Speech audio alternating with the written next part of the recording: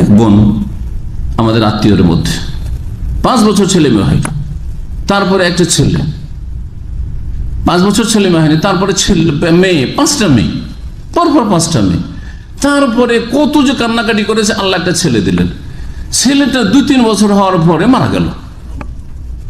চিন্তা করেন কত কষ্ট, এত কান্না কেঁদেছিল।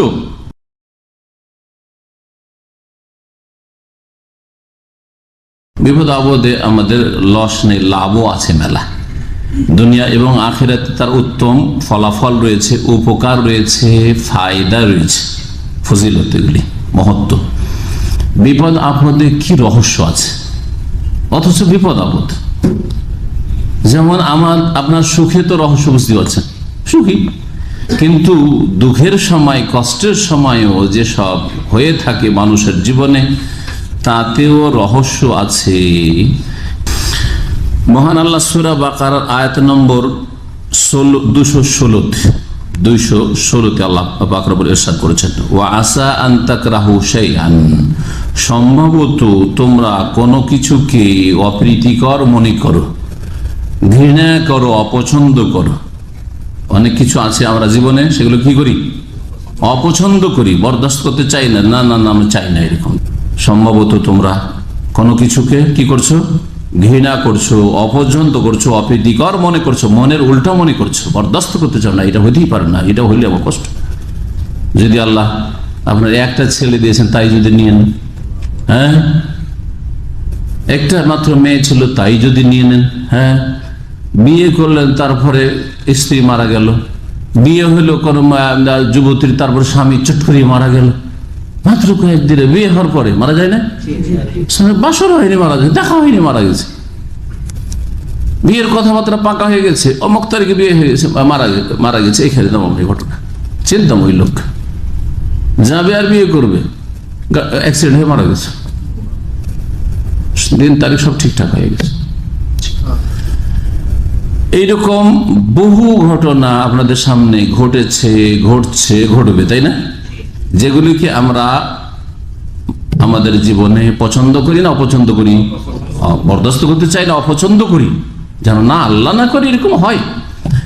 আল্লাহ বলছেন যে এগুলিকে তোমরা ঘৃণা করো, কিন্তু ওয়া খায়রুল লাকুম, সেটা তোমাদের জন্য কল্যাণকর, তোমাদের জন্য কল্যাণকর। ওয়া আসা আন তুহিব্বু শাইআন, আর কখনো কখনো কিছু বিষয়কে বা কিছু জিনিসকে তোমরা পছন্দ করো, এরকম হোক। যাদের শুধু মেয়ে আছে, অনেকের আছে না, শুধু মেয়ে আছে, আল্লাহ যদি একটা ছেলে হইতো, ছেলে সন্তান হইতো, ঠিক না, নিঃসন্তান ছেলে মেয়ে নাই, ওই একটা ছেলে মেয়ে কিছু একটা যদি পেতাম, কান্না করে।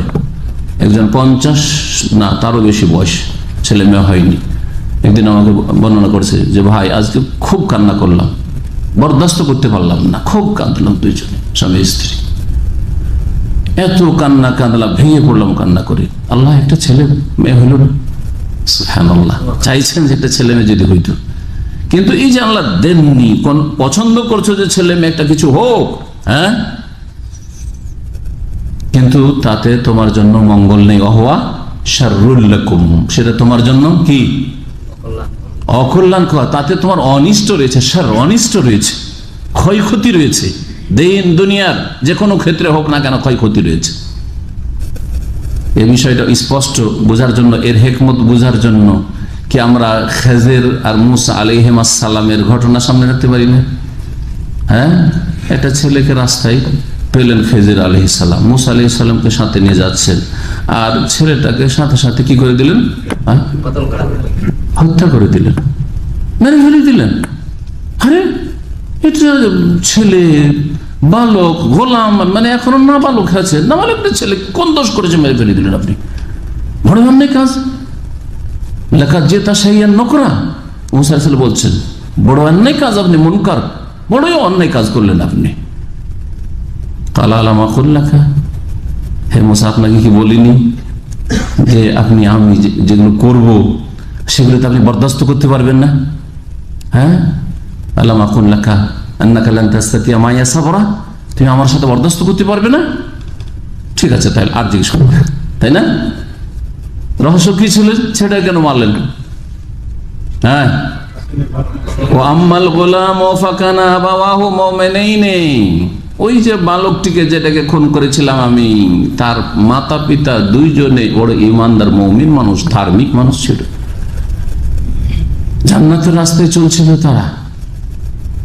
কিন্তু এই ছেলে বড় সাবালক হলে নাম্বার ওয়ান অসৎ হবে, চোর ডাকাত কুখ্যাত কিছু হবে, কাফের নাস্তিক হয়ে যেতে পারে, ঠিক না? আজকাল হচ্ছে না নাস্তিক। আমি আশঙ্কা করলাম, খেজর বলছেন আলাইহিস সালাম, যে বাবা মাকে বাধ্য করবে পাপে, তুগয়ান, জুলম, অত্যাচারে, ও কুফর আর কুফরি করতে, সে কাফের হবে, বাবা মাকে কুফরি করতে বাধ্য করে। তো অনেকের এরকম। এক বোন আমাদের আত্মীয়ের মধ্যে 5 বছর ছেলে মেয়ে হয়, তারপরে একটা ছেলে, 5 বছর ছেলে মেয়ে হয়নি, তারপরে মেয়ে, 5টা মেয়ে, পরপর 5টা মেয়ে, তারপরে কত যে কান্নাকাটি করেছে, আল্লাহ একটা ছেলে দিলেন। ছেলেটা 2-3 বছর হওয়ার পরে মারা গেল। চিন্তা করেন কত কষ্ট, এত কান্না কেঁদেছিল ওই মহিলা, এত কান্না কেঁদেছিল। কেন কেন ভেঙে পড়েছিল রহস্য যায় না। হতে পারে এই ছেলেটা বড় হইলে মহা মুশকিল ছিল, এতে কোনো হিকমত অবশ্যই আছে, এছাড়া বহু হিকমত হইতে পারে, ওর বদলে আল্লাহ আরো কিছু ভালো দেবেন। জি হ্যাঁ, অথবা দুনিয়ায় দেবেন না আখেরাতে দেবেন, সেটা দেবেন না দুনিয়াতে অন্য কোনো উত্তম বিকল্প দেবেন। হ্যাঁ, মেলা দিক রয়েছে। আল্লাহ পাক বলছেন যে যেটাকে তুমি পছন্দ করছো সেটা তোমার জন্য অনিষ্টকর হইতে পারে, অকল্যাণকর হইতে পারে। আল্লাহু ইয়ালামু, কারণ আল্লাহ সবকিছু জানেন, যিনি দাতা। ওয়া আনতুম লা তা'লামুন, তোমরা জানো না, তোমরা যেটা চাইছো সেটা হয়তো ভালো নয় তোমার জন্য। সূরা নিসার আয়াত নম্বর 19 আল্লাহ পাক রব্বুল ইরশাদ করেছেন দাম্পত্য জীবন সম্পর্কে। মানে সব বিয়ে শাদী হওয়ার পরে তালাক হয়ে গেল, বিয়ে শাদী হওয়ার পরে স্ত্রী যদি পরকীয়া প্রেমে পালিয়ে যায়, কত কষ্টকর মানসিক দিক থেকে, মানিজ্যতের দিক থেকে। আপনার মানিজ্যত শুধু না, আপনার গোটা বংশের মানিজ্যত ধ্বংস করলো না, কত কষ্টকর মানুষের জীবনে। কিন্তু এতেও যে হিকমত রহস্য থাকতে পারে যে আল্লাহ বড় বিপদ থেকে উদ্ধার করেছেন, এটা বিশ্বাস করেন কিনা? জি হ্যাঁ। লাআল্লাহুম ইয়াতাদারুন, কেন বিপদ আপদ তাহলে নেমে আসে মানব জাতির ওপর, সে জাতি হোক অথবা ব্যক্তি হোক, পরিবার হোক, কেন বিপদ আপদ নেমে আসে? লাআল্লাহুম ইয়াতাদাররাউন, যাতে করে তারা বিনীত হয়, নম্র হয়। অহংকারী হয়ে গেছে, একটু ঠান্ডা। হ্যাঁ, তোমার মধ্যে বিনয়ই দেখা যায় না, নম্রতা দেখা যায় না, সবসময় মনে করছে সারা জীবন সুখে থেকে থেকে মনে হয়েছে যে হ্যাঁ আমি ব্যাস, তাই না? না, একটু আমিটা একটু যাতে করে ঠান্ডা হয়। এই মর্মে আরো বলছেন 43 নম্বর আয়াতে সূরা আনআমের, ফালাউলা ইয জাআহুম বাসানা, যখন তাদের উপর আমার আযাব শাস্তি নেমে এসেছিল, তখন তারা কেন তাদাররাউ, বিনীত হয়নি, বিনয়ী বা নম্র হয়নি, তারা কেন কান্না ভাব তাদের মধ্যে সৃষ্টি হয়নি, কেন আল্লাহর দিকে ঝাঁপিয়ে পড়েনি তারা? এই জন্য যে ওয়ালাকিন কাসাত কুলুবুহুম, তাদের অন্তর শক্ত হয়ে গেছে, তাদের হৃদয় কি হয়ে গেছে? শক্ত হয়ে গেছে, নিষ্ঠুর হয়ে গেছে, পাপ করে করে অন্তরের ওপর মরিচা পড়ে গেছে। কাল্লা বাল রানা আলা কুলুবিহিম মা কানু ইয়াকসিবুন, এই মরিচা পড়ে যাওয়ার জন্য চোখে পানি আসে না। নামাজ পড়ছেন, সিজদায় পড়ে থাকছেন, তাহাজ্জুদ পড়ছেন, তারপরে কান্না আসে না। কোরআন তেলাওয়াত করছেন, কান্নাও আসে না। দোয়া করছেন, কান্না আসে না। আমাকে এক ভাই বলছেন যে শেখ, আমার আগে দোয়া করতাম কান্না আসতো না, নামাজ পড়তাম কান্না আসতো না, কিন্তু বিপদের পরে শুধু কান্না আসে। ফায়দা হলো না? কত বড় একটা ফায়দা। জি, বিপদের পরে আলহামদুলিল্লাহ দোয়া করলে কান্না আসে, নামাজ পড়লে কান্না আসে, সেজদায় পড়লে কান্না আসে। কত বড় উপকারিতা আপনার। এগুলো হচ্ছে হিকমা, বালা মুসিবত মুমিনের জীবনে। কাফেরের জন্য আযাব, কিন্তু মুমিনের জীবনে এগুলো ভালো দিক। এটা কাফেরের চরিত্র। বালা মুসিবত আসে, বিপদ আপদ আসে, না তার কান্না, আর কান্না করলে দুনিয়া কিছু হারিয়ে গেছে সেই জন্য কান্না। হ্যাঁ, সংশোধনমূলক কান্না নয়। যিনি সর্বশক্তিমান, যার হাতেই সবকিছু, তাকে ধরবো যে আমার জীবনটা সুন্দর হবে, এই জন্য নয়। জি, কাফেরও কান্না করে, কিন্তু কিরকম কান্না? হ্যাঁ, বালা মুসিবত বরদাস্ত করতে পারে তখন কান্না করে, কিন্তু এই কান্না দিয়ে তার কোনো সংশোধন হয় না। কান্না করে, পাপও করে, কান্না করে, মদও খায়, কান্না করে বা বিচারো, হ্যাঁ, আর বহু পাপে লিপ্ত, কান্না করছে, সুদ খাচ্ছে, ঘুষু খাচ্ছে, বেইমানি করছে, তাই না?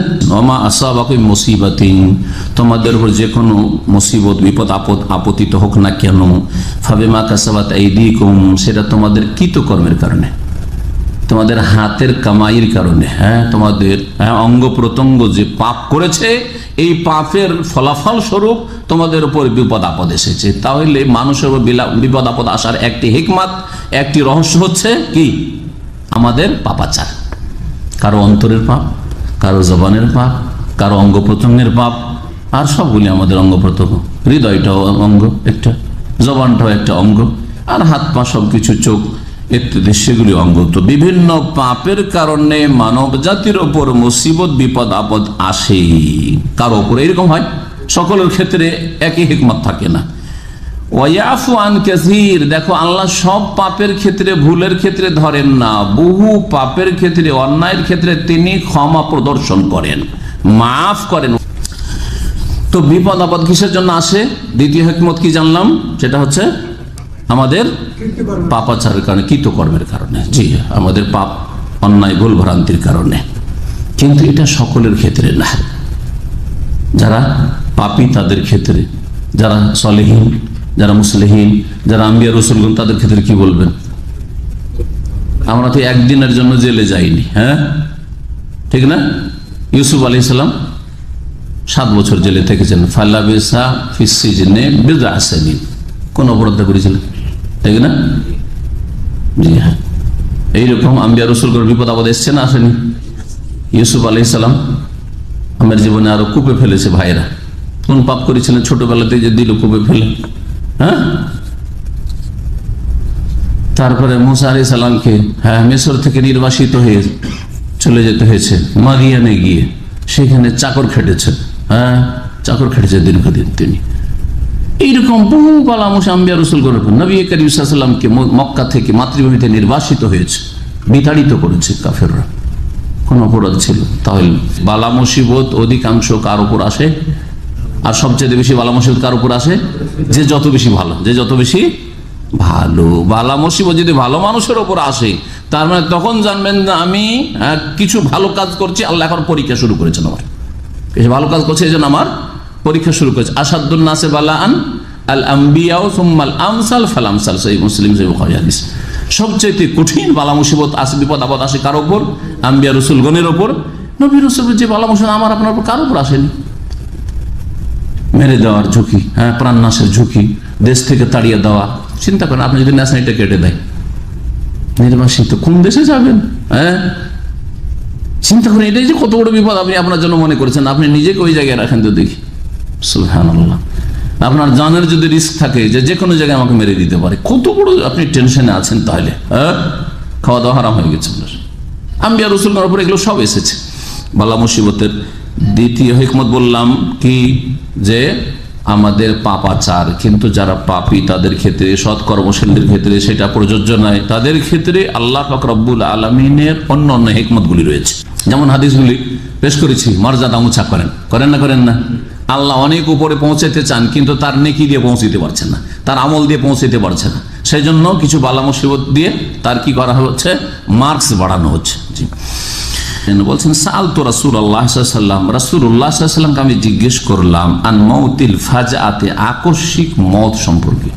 হঠাৎ করে heart attack, brain stroke, accident, সাথে সাথে মৃত্যু। হতে পারে কালেমা পড়ার সুযোগ পেয়েছেন, হতে পারে পাননি, তাই না? হার্ট অ্যাটাক হয়েছে, হতে পারে কালেমা পড়ার সুযোগ পেয়েছে, হতে পারে পাইনি। মুসলিম সম্পর্কে বলছি। জি হ্যাঁ, তো এইরকম ক্ষেত্রে আমরা নেগেটিভ ধারণা রাখি যে লোকটা এই অবস্থায় মারা গেল, কালেমা পড়ে হয়তো সুযোগ পেল না। আমরা খারাপ ধারণা রাখি, ঠিক না? কথাটা বল। এই ক্ষেত্রে যখন জিজ্ঞেস করলেন মা আয়েশা রাদিয়াল্লাহু তাআলা আনহা, আকস্মিক মত, হঠাৎ করে মত, ফাকালা, বললেন নবী সাল্লাল্লাহু আলাইহি ওয়াসাল্লাম, রাহাতুল লিল মুমিন, আকস্মিক মতটা হচ্ছে মুমিনের জন্য আরামদায়ক। আর কি, ও আখযাতু আসাফিন লি ফাজির, পাপিষ্ট, কাফের এবং ফাসিক, যারা ফাজির পাপিষ্ট, তাদের জন্য আল্লাহ পাক রব্বুল আলামিনের আযাবের পাকড়াও, সাথে সাথে ধরো আসামিকে, ধরো স্যার। যারা দেশদ্রোহী আসামি তাদের অ্যারেস্টটা অন্যরকম ভাবে হয়, জানেন তো আপনারা। এটা চোরকে ধরছে রাস্তাঘাটে, আরামসে ধরলো, হ্যাঁ ঠিক না, ঘুরে বেড়াচ্ছে, তারপরে ধরছে। কিন্তু যদি রাষ্ট্রদ্রোহী আসামি হয় তো তাকে একবারে ধরার সাথে সাথে, আরে বাপরে, ওদের ধরার তরিকা আলাদা। এবার বুঝতে পারলেন যে আকস্মিক মত সৎ লোকের জন্য একরকম, আর অসৎ লোকের জন্য আর একরকম। জি হ্যাঁ। ইসলামিক আলোচনা ভিডিও পেতে আমাদের চ্যানেলটি সাবস্ক্রাইব করুন এবং সবসময় আমাদের সাথে থাকুন। কুরআন ও হাদিসের আলোকে জ্ঞানমূলক আলোচনা, দোয়া, নসিহত ও ইসলামিক জীবনধারা সম্পর্কিত ভিডিও নিয়মিত পেতে এখনই যুক্ত হন। জাযাকাল্লাহু খাইরান। আল্লাহ আপনাকে উত্তম প্রতিদান দান করুন।